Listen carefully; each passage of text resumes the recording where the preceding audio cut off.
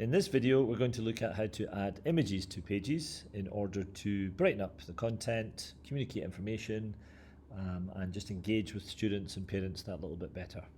It's also very useful for the types of educational materials that we share, infographics, logos in some subjects, or images in art, which just help to enhance student understanding. So images are a key part of any website, and Firefly is effectively acting as our website for students and parents.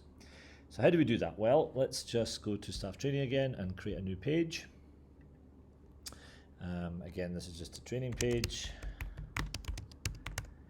and I'll quickly choose a template as always. Maybe I want to share a whole range of images, so I'm going to go for the 3-column 2-row grid and then click done. Okay, so this page, or any page that you have, how do we insert images and how do we get these images? Well, first of all, of course, you need to choose the image that you want. So either you have images already, or of course you're going to go on to a resource like Google. I'm going to do that now and find an image that might suit your page. So let's assume we're doing something on meeting your targets. So I don't know, reach your target. And I just want to Google that or use any other resource to find some good images that might be helpful for my site. So we find the image we want. Maybe this is a good one. Maybe we're happy with the quality, maybe we're not. And then when we find the image, one option is to open it up to the actual source site and then try and copy the image from there.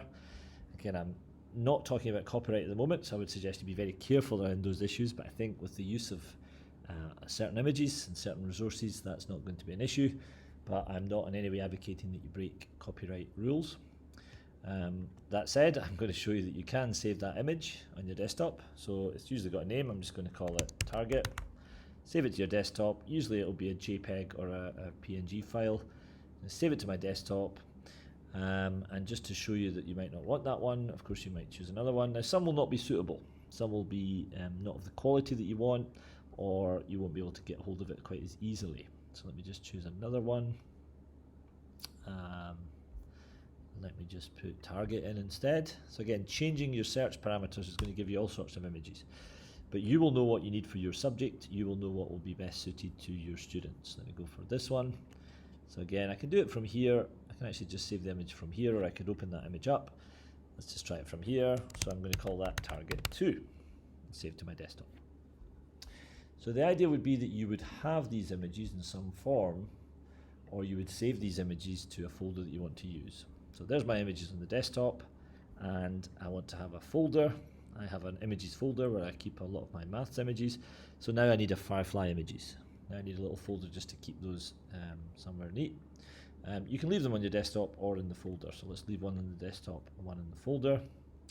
And then I'm going to go back to that page that I was working on, and then this is where you would put the image. So you must reach your target folks, and I want to put a nice image in there. So what you do is you go to the top left, you'll see image, or you can actually drag and drop the image on, but let's use this feature. You select the file from your computer, and we're going to go to the desktop first of all. There's target number 2.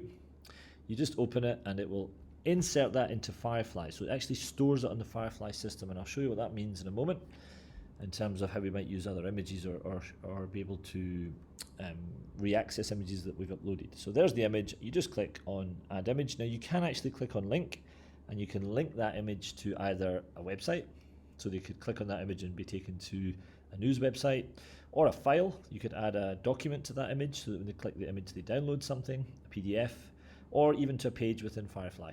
So you can make sure that when they click that image, they're taken off to the help pages for Firefly or the Year 8 mathematics page or whatever it happens to be. But we're not going to do that. We're not going to add a link. So we're just going to add the image and it will appear. Now when you add the image, you can resize it with this little square in the bottom corner. So you can move it around a little bit. You can make it bigger or smaller within the confines of your page. Because I have a small section here, that's as big as it can go. But if you had a full page, then you can make that a very large image indeed. You can still click on the settings to create a link. So you can do that at any point, and you can move it around. So maybe I want it in this box, maybe I want it in this section. And when you move it around, it will impact the text, but you can play around with that so that it either sits alongside the text. There's ways to change that feature as well. So it's quite simple to add images, and they really make a big difference to your pages. Now, when you're adding an image, you can do that as well by just dragging and dropping. So let's say I instead go to my images folder that I showed you, Firefly images, and I want this target here. I want to move this one in, so I'm just going to move that to the side. I'm just going to drop that image on the page, and that will also appear. And again, can be edited in various ways.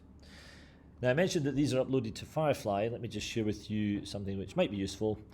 I might be working in the maths or the modern languages department pages, and I want to get an image that I've already uploaded. How do I do that? Well, suppose I'm talking about German, and I remember that I've got a great German flag that I've uploaded.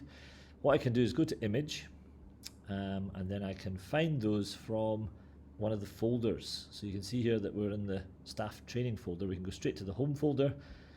We can move around the Firefly site. So I can go to modern languages, and I know they have some good images on the flags of the world. So I'm going to go to subjects. I'm going to go to modern foreign languages, and already I'm seeing some of the images they've used. I don't see the one I want, but then I try and remember where it was. Maybe it's in German.